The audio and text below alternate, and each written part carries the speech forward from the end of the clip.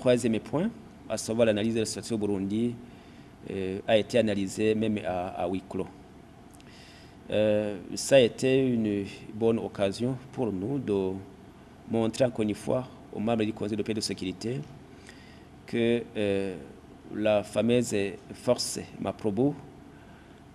n'est pas attendue au Burundi, et qu'au contraire, la question qui se pose réellement dans notre pays est une question politique, et qu'en aucun cas, elle ne pouvait pas avoir un remède militaire. Et qu'au contraire, une partie de réponse se trouve dans la Constitution du Burundi et que le reste pouvait trouver un issue favorable à travers un dialogue inter-burundais qui a déjà commencé. Il y a eu des échanges, il y a eu un débat, c'est normal, ça c'était vendredi.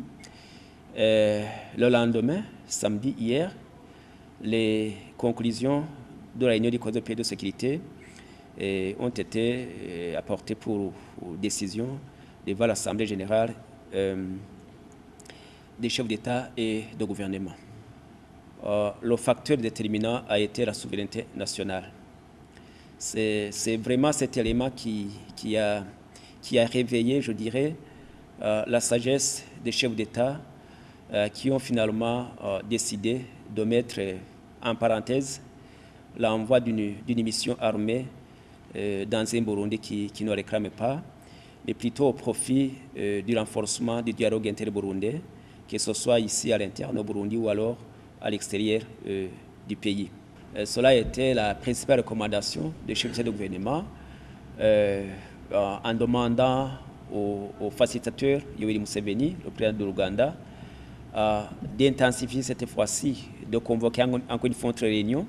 pour relancer le dialogue inclusif entre les Burundais, que ce soit ceux qui se trouvent à l'intérieur du pays ou bien ceux qui se trouvent à l'extérieur du pays. Je pense que l'appel, la recommandation a été bien saluée, bien entendu par le destinataire, et que bientôt le dialogue inter-burundais connaîtra